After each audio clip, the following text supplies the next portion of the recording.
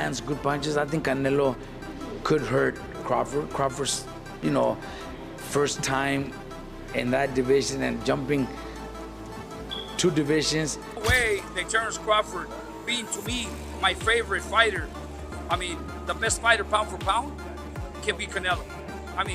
A 147-pounder moving up to 68. Floyd Mayweather explains why Terence Crawford will struggle to beat Canelo Álvarez, pointing to the significant weight disadvantage. He emphasizes that moving up several divisions isn't just about skill, it's about handling size, power, and endurance at the elite level. Canelo has spent his career battling naturally bigger men, while Crawford is entering uncharted territory. Mayweather suggests that, despite Crawford's technical brilliance, the physical gap may simply be too great. "I can't just go all the way up to 180 or 190 pounds, Floyd says, stressing the difficulty of competing outside one's natural weight range. Because of the weight disadvantage. I can't go all the way up to 180 or 190 pounds. Trainer Robert Garcia echoes this sentiment, calling Crawford's lack of experience at super middleweight one of his biggest challenges yet. While Crawford has looked exceptional in multiple divisions, Garcia warns that stepping into Canelo's natural weight class is far more dangerous than his previous moves. He notes that Crawford's body hasn't fully adjusted to the added weight, leaving him slightly less explosive and less fluid than usual, a crucial factor when facing a seasoned champion like Canelo. Jumping 2 divisions where he only had 1 fight at 154 and didn't look his best either. So there's a lot of questions, about that. And that's why a lot of people think Canelo is going to knock out Crawford, but I'm probably one of the only ones that I do give Crawford a chance. Yeah. I think Crawford could pull it off. Crawford is very talented. He's very fast. He's very smart in the ring. So I think a perfect fight, Crawford could pull off a decision. Mm-hmm. Okay. I think he could win a decision. I don't pick him. I wouldn't put my money on him winning because it's a very dangerous, risky fight, especially with Canelo being so strong. But Canelo's last few performances, he's looked slow, flat-footed, looking for 1 punch at a time. And if that's the Canelo that fights Crawford, Crawford could win a decision. Crawford could outbox him, could outsmart him, could land 3-4 punch combinations and move and win a decision. So do I give Crawford a chance? 100% think Crawford could pull it off. Would I put my money on it? Probably not, but I do give him a chance. Yeah, good stuff. Look, Robert, appreciate you taking time to speak to me. I appreciate you letting me in the gym today. Always a pleasure, and hopefully be catching up sometime soon. Thanks appreciate for coming. it. Thank you very much. Commentators highlight the monumental stakes of this fight. They argue that if Crawford manages to overcome Canelo's size and power, his legacy will skyrocket, placing him firmly in the all-time great conversation alongside Floyd Mayweather. Beating a fighter of Canelo's stature would cement Crawford as the premier pound-for-pound fighter of his generation. Still, they stress that this victory would not surpass Mayweather's undefeated career, it would put Crawford just behind him in boxing history. Nevertheless, the opportunity to reach such rarefied status makes this bout a defining moment in the sport. Time undisputed is insane. If you were to beat Canelo, Terence Crawford, at that point, pound for pound,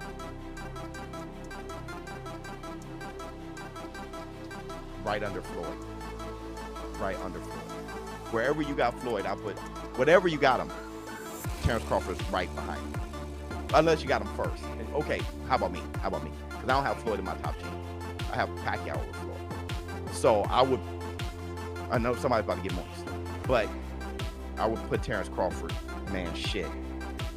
Man, that's old school. That's Henry Armstrong, Sam Langford. Like that's old. That's Joe Gans and Barbados Joe Walcott and Barbados Joe, not Jersey. I'm Barbados. Like that's old school accomplishments. Man, that's throwback. I would have to assess that. 3-time undisputed in the 4-belt era, and against who? Yo, that I don't think Pacquiao would have I don't think he achieved anything in a single fight that would be greater than Terence Crawford jumping up 3 weight classes and beating Canelo. I don't think Pacquiao achieved anything in a single fight greater than that. Not in a single fight. Beating Cotto, I still, because Cotto was weight drained. Has Floyd done anything? Well, he beat Canelo. Jeff Mayweather reacts strongly to Canelo Álvarez's recent claim that Crawford is better than Floyd. According to Jeff, this statement is less about truth and more about Canelo attempting to elevate himself by comparison. He argues that since Canelo lost decisively to Floyd, calling Crawford superior serves as a way to excuse that defeat. While Jeff acknowledges Crawford's immense talent, he maintains that Floyd's undefeated record in dominance over elite opponents remain unmatched. No fair comparison can be made until Crawford achieves far more. We remember, Canelo at that time was a razor-thin decision. Floyd won, majority decision. C.J. Ross had it with what a lot of people had as a draw. And then the other two judges scored it for Floyd, of course. And that was a Floyd at the top of his game with a very green Canelo with very little experience. He still took him, into deep waters. So yeah, what was Canelo? What, 23, 25? Yeah, he was. Very, very young in the game, obviously. Yeah, very young. He had more fights than Floyd, and he lost. Yeah, but man, that was 30-something years old, 36. But Floyd was clearly at the top of his career, and Canelo had fought a lot of people, but Are you at the top of your career in your prime? You're in your prime when you're at 36. That's not your prime. Did he lose? I mean, your prime is in your 20s. It's different for different people. Yeah, okay. Well, so, and that's why Canelo was saying what he's saying. To make himself look like he did something great. Trainer Joel Diaz dismisses Crawford's chances outright, citing the sheer size difference. He reminds fans that Canelo has gone toe-to-toe with heavy hitters like Gennady Golovkin, men who possess both power and durability. If Canelo could withstand Golovkin's punches, Diaz questions how Crawford, who has fought opponents closer to his own size, can inflict serious damage. He warns that fighters often underestimate the toll of moving up in weight until they feel the power of naturally bigger opponents. In Diaz's view, Canelo's strength and resilience present a mountain Crawford simply cannot climb. Ask him who Skull is, they don't even know who he is. I don't even know who he is. But they chose him for a reason, right? A guy with a good record. But he's a champion in the champion. He's got the other stone that's out there that Canelo needs to connect. Again, the fight against Terence Crawford. It's a fight for Canelo to win. Simple as that. That's what I can tell you. Then in September, if Canelo wins, he's got Terence Crawford waiting in the wings. There is no way that Terence Crawford, being to me my favorite fighter, the best fighter pound for pound, can beat Canelo. A 147-pounder moving up to 68, he can only maybe go 2-3 rounds, good 2-3 rounds, and then Canelo hits him and he hurts him. Canelo's being hit by Triple G, the hardest hitter in the division, and never hurt him. But Canelo will hit Crawford and he'll hurt him. Let's put it this way. You remember the fight Benavidez and Demetrius Andrade? Yes. Demetrius Andrade was a great fighter. Nobody wanted to fight him at 54. He moved to 60. Fought 1 or 2. Nobody wanted to fight him at 60. So what did he do? He moved up to 68 because there was nothing for him to fight Benavidez, a big fighter like that. Look what he did in the first early round. Demetrius Andrade was in control. He was doing great. But once that weight starts kicking in, it takes over. There is no way that Crawford can beat Canelo. Turkey on the cheek. It's a big fan of Terence Crawford. He wants to give him a good payday, and simple as that. That's all it is, man. Debate over the ring size adds another layer of intrigue. Whether it's 18 feet or 22 feet, experts argue the difference won't dramatically change the outcome. Crawford's supporters believe a larger ring would let him use his footwork and angles to outmaneuver Canelo, relying on his slick style to neutralize the Mexican star's pressure. Analysts, however, note that Canelo has faced opponents in both small and large rings and adapted each time. While a bigger ring might slightly favor Crawford, they believe the fight will be decided by execution, not dimensions. The biggest things in this Canelo-Crawford fight we are not talking about is the ring size. If these guys are fighting in the non-traditional 18 by 18 ring, you're gonna want to put your money on Canelo, guys. It is a big difference. Losing out on that extra 4 feet is gonna be an issue for Crawford. It's still possible. Crawford's talented, he's athletic, He has all the potential in the world to pull off a crazy upset here. No matter the ring size, it don't matter. Terence Crawford's that brilliant, he's that excellent. But I'm gonna tell you, man, losing out on that 4 feet is gonna hurt his odds. It's the same thing with 22 feet. Like I said, I don't know what ring they're going with, but if it is in the 22 feet, it's gonna hurt Canelo's odds by a pretty decent margin. Maybe not as much as it's gonna hurt Crawford's odds in the 18, but it's still gonna hurt it. You're giving Crawford an extra 4 feet to pivot, maneuver, slip, bob, weave, do whatever he wants. That's gonna give Canelo some issues. I feel like we're not talking about this enough. I heard Turkey said it was gonna be an 18. That was a really long time ago. Like I said, I don't know if they've confirmed what it's gonna be quite yet, but I think it's interesting. Once we get the official announcement, you guys, that's when you place your bet.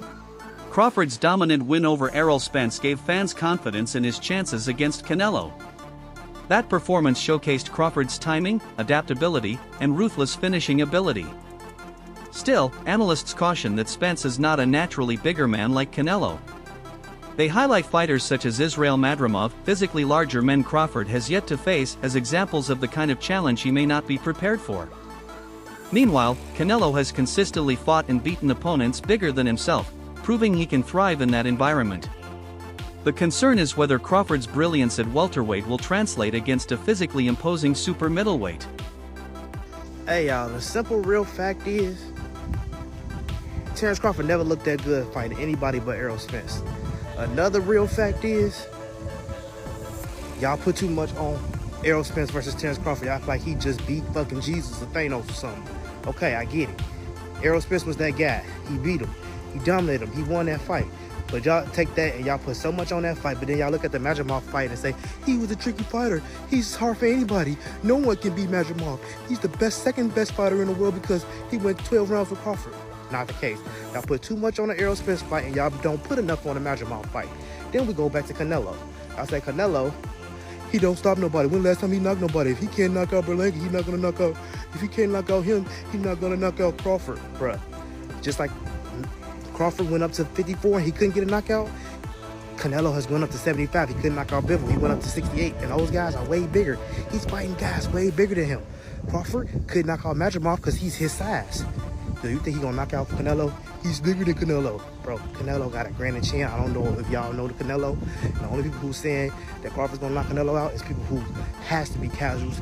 They probably have not watched a fight since the Tank last fight, or they probably ain't watched a fight since the Errol Spence versus Bud Crawford fight, because I'm pretty sure a lot of y'all niggas didn't even see that Madrimov fight. Y'all just synced it and y'all running with it. Cut it. Gabe Rosado reflects on Canelo's loss to Floyd Mayweather, calling it a turning point in his career. At that time, Canelo lacked the experience needed to solve Floyd's defensive mastery. Rosado argues that the defeat humbled Canelo, forcing him to refine his craft, improve his technique, and become a more complete fighter.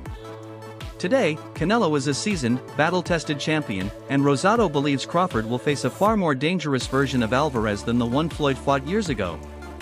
Be too soon for Xander, but who knows, man? I mean, who knows?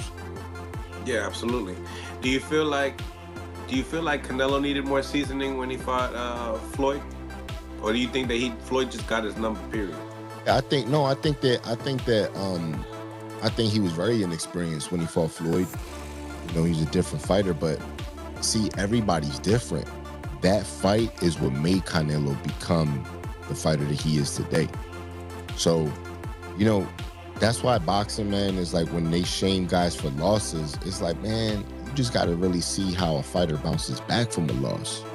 It's like, because, you know, when Canelo lost to Floyd, there was a lot of things that Canelo learned in that fight that he added to his game. Next thing you know, Canelo started moving his head and his counters got better and his speed, and he understood timing. He understood how to like break guys down differently because he learned that off Floyd.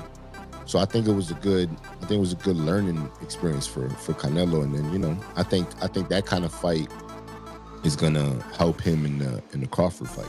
Sebastian Fundora warns that Crawford may not fully grasp the toll that fighting Canelo could take on his body. Competing at super middleweight demands long-term physical adaptation, something Canelo has perfected over many years. Crawford, by contrast, is stepping into this division for the first time, which could leave him drained both physically and mentally. Fundora believes the aftermath of this fight might reveal just how much of a price Crawford paid to challenge such a dangerous opponent. Could be. We'll see what PBC has for us. Your favorite, Canelo or Crawford? Canelo, yeah. What do you think is the most significant part of that matchup in Canelo versus Crawford? That he's comfortable at 168. You know, that he's been fighting there. He went and collected all the belts at that weight class. Crawford, of course, Crawford has a chance. He has a big chance, you know, being one of the pound-for-pound fighters of the world. But it's just the advantage of being there first. You know what to expect in that weight class. Crawford's coming off a 154 fight that he fought last year. So I really don't consider him even a 154. He's been fighting at 147 for a while. He had that one fight at 154, and then he stopped fighting for a year again. So, you know, of course he's probably been training, you know, again, high-class fighter. But to be comfortable at 168, you're gonna have to do some fights in there. And going in there fighting the undisputed champion, it's gonna take a toll. What about Ennis? He's the new addition to 154. He's yet to fight there. Canelo brought him in camp specifically because he's a switch hitter like Terence Crawford. What do you make of Ennis just not being in your division and then him contributing to Canelo's camp heading into this fight? Is that a good move? I think it's good for Canelo's camp to have a fighter like Ennis. Because, yeah, he likes to switch right-handed, southpaw. I think Canelo probably didn't need that, but you know, the fact that Ennis went might cause a little bit of drama. I think he did for a dramatic effect, but you know, great fighter at 147, but 154 is a different division. They have me in there, so we'll see what he would. Analysts often debate the entertainment value of Crawford's style compared to Canelo's. While Crawford is technically brilliant, some say his fights lack the drama and explosive moments that casual fans crave. Canelo, on the other hand, is known for delivering highlight reel knockouts and high-stakes wars. Even if Crawford wins, experts argue he won't automatically become the face of boxing. To seize that mantle, he would need to face and defeat other dangerous opponents like Dimitri Bivol, proving that he can conquer even bigger challenges and command the same global spotlight that Canelo enjoys. You know, the closer you get, the more outlandish these statements were. We had one outlandish one that his fighting style is not entertaining. Right? Canelo's fighting style is more entertaining than Terence Crawford's. I don't know what lens you're looking through, right? Well, why isn't Terence Crawford's fighting style entertaining? So that's one thing. Well, here's the next one. Now, check this out. They're saying that Terence Crawford won't even be great if he were to defeat Canelo Álvarez. He won't be great if he defeats Canelo Álvarez because all the stuff he's done until now, becoming two-division undisputed, beating a lot of undefeated fighters and a lot of fighters with one loss, seems to not be anything. But even beating Canelo Álvarez, the face of boxing, four-division champion, undisputed super middleweight champion, none of that would matter because they list fighters that he would have to beat to become great. And most of them are fighters that four-division champ, Canelo Álvarez, that he won't fight. He would have to beat Artur Beterbiev, right? Canelo ain't fighting him. He would have to beat Dimitri Bivol, who Canelo won't fight again, definitely at 168 pounds, because he wants to fight him at 175, because he wants to have the excuse that that weight could be too big for him. Dimitri Bivol wants to fight Canelo Álvarez at 168, so he can become two-division undisputed. Canelo doesn't want that. But Crawford has to beat that guy, right? Crawford has to beat David Benavidez as well, right? We know Canelo doesn't want to fight him, but Crawford has to beat him to become great, right? Remember, Canelo's great already. Then he would have to fight David Morrell. That wraps up today's coverage. Stay tuned for more updates and analysis as fight night approaches.